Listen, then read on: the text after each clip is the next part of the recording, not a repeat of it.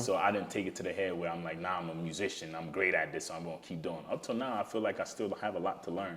But that moment of creating Angelina and then sending it to them, and majority of them saying, yo, this is dope, this is good, you got to keep doing it. And then I went back and listened to the song. I'm like, damn, this is really good. Like, not a lot of people can really do this, you know what I'm saying? So, and as soon as I heard it, I was like, that's fire, it's dope. And then I went back to the studio, and then I recorded my song, Miss You. And then I was like, oh shit, this should sound good too. But then let me get ahead of myself. Let me not get ahead of myself. And I sent it to the group again, and they were like, yo, it's good, keep doing it. And then I made my third song, It's Given. And I'm like, maybe I got something here. Maybe I should take this serious. And then from there, that's when it clicked. I like, maybe I should continue making music. And then I made It Greatest. And then I went and made Sunday. And then from there, and now I'm 43 songs. That's tough. And this was literally about a year and a half ago. Yeah. Oh, that's recent. Recently, that's when it clicked, you know, because initially I was managing artists, and I still manage people now, but I was managing majority of what my company was what my company was about was managing musicians. It wasn't more so a broad management company. It was more so specifically for musicians. So I was managing multiple artists, and then from there, they had their own thing that they wanted to do, and so I kind of stepped away from that, and then I started managing fitness influencers and then models. So right now I just got like 3 clients that I work with, and that's what I focus on top of myself. Yeah. Okay. So managing artists, it's not an easy job. Bro, no. Not easy.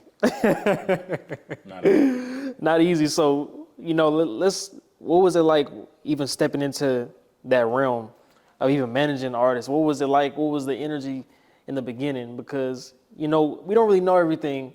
Like, we can read 1,000 books, but like until we get knocked upside the head with something, bro, you need to have the experience, right? So yeah, like you said, you have books that can guide you, but when you getting into management, you dealing with different characters, you dealing with different behaviors, you dealing with different emotions, you dealing with different family background, cultural background, so that's what makes it hard. But how I got into it, if that's the question, correct?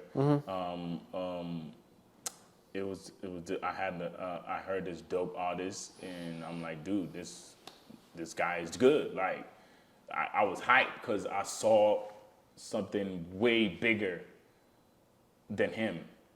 I heard the sound, I'm like, this kid is the future. Like, and that's what a manager is supposed to see. And then we went all out, you know what I'm saying? But he had other responsibilities that he had to take care of. So, and that's what he currently does. And then back then, that's what he needed to focus on. So, manly deeds first. So he focused on the things that he needed to focus on. And then I focused on the things that I needed to focus on. And that was basically figuring out what I need to do next. And with other artists, same thing. Everybody had personal things that they had to deal with. But managing artists is not easy because everybody have their own vision. They have things that they want to do. They have things how they work, how they want things to be. And you should be able to, as a manager, if you believe in the artist, you should be able to listen, take heed, and find ways to help in the artist. But sometimes it do get hard because it gets pretty. I wouldn't say it gets hard. It's just different characters. You just got to you have to be understanding. You have to be a person of understanding. And if you understand people and you can learn how to live with people and how to learn how to understand people, it will be easy because that's where you need the understanding and patience for real. Yeah. But how I got in is I heard a dope artist and a dope drawing artist by the name of Emmanuel Preku, also Ray Styles, Pencil Celebrities, and then Ogasalachi. These are the 2 artists that I saw. I was like, man, these guys are dope. Like, these are the people I'm locking in. And that's when I got into that. And then I learned everything that I needed to learn to get into it. And I'm a people's person. Like, I love to network. When I go in, I'm ready to talk. What's up, my name? Da da da da. And then just go in, and that's how I was like, that's what I need to do because I'm a networker. They call me the plug at some point in my lifetime. You know what I'm saying? Yes, sir. Yeah. Yes, sir. So, like managing artists, doing what you're doing, handling business, getting stuff done. What did it feel like, the atmosphere when you had that big opportunity and you locked it in. Like, what was the feeling of that? Because when we have moments like that, it's like, oh shit, this Man, is crazy. But like, what did that feel like for you when you had that I opportunity? mean, I'm blessed to. I've had a lot of those moments. Mm-hmm. You know, damn. Name a few. Name a few. Go back to the beginning. The first one. What was the first one like? And we'll go from there. Being able to lock in deals with Atlantic Records, like being able to do freelance work for Warner Music, Atlanta Records, and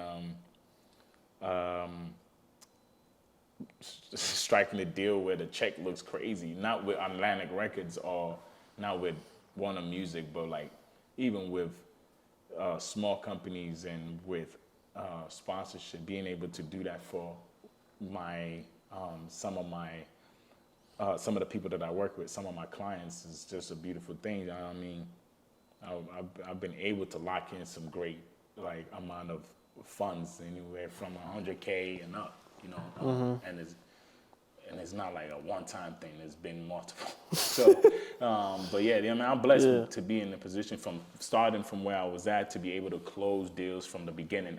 But I think the one that I cherished the most was not when I first closed my first record deal, like for my artists. And I kind of felt exactly how it was gonna go. I told my artist that you're gonna get a deal before you go to school. And literally a month before he went to school, the deal came. And we were stuck in a dilemma as to you take it or you go. You know what I'm saying? Yeah. So we took it, and then it worked out how it was supposed to work out. And I think that was a very powerful moment of mine. That was my first one that I was like, damn, I did that. And it was very intentional. I was very intentional about that deal. Right. I was very intentional about as to how I was going. I planned it out. And the way I did it was flawless, and it happened exactly how I planned it. It was crazy. Walk us through that day. Man, Like, so yeah. Walk me through the day. I could walk you through that process as to how it happened. Boom, I was managing a drawing artist, and I was out managing a musician. And a DJ hit us up to do work for the DJ. DJ was like, yo, I love your work, it's dope. I'm handling the back end work, you know what I'm saying? So DJ hit me up. I'm like, yeah, I got you. I got this record though, that if you spin for me, we charge $700 for this artwork. But if you spin this record and then show me that you're spinning the record, you know, I'll give you a deal. But first, you gotta like the record. If you don't like it, it's cool. We'll just go about it however we need to go about it. I sent him multiple records, and he said, yo, this shit is fire. I really like this. And he actually genuinely loved the track just as much as I felt like he would. And then we built a relationship from there, not knowing this dude is a dope big Caribbean DJ, playing the record every single time he's on a yacht. Going on a what's that shit? The cruise, and he's playing it, and then he went to an event one place, and he was a DJ, and he was playing it, and somebody was trying to Shazam the song. Oh shit! They couldn't Shazam the song and say, "Yo, who's this artist?" And then that's when the connection came, and the person was from the label, and then that's when they hit me up, and then we set it up, and then that's when it went through, and then. That's when that was the moment where he was about to go to school, and that deal came through, and that's how I finessed the whole deal, because I was very intentional about that, because I was like, man, if I get him to spin it, I went on his page, I'm like, yo, this dude is big, so I made sure I kept that relationship talking to him. I'm like, yo, you spinning the music for me, da da da da, and then he'll send me videos on a cruise spinning it, and then one time I got that call, he's like, yo, this dude want to talk to you, and then that's when I met my boy Pee Wee. And then Pee Wee was a plug. He put me through a whole lot of. He's the one that made it happen, and it was a good deal that we had at the time being, and it all it turned out how it was supposed to turn out. So that was one of my proudest moments, one of many. That's what's up. Yeah, bro.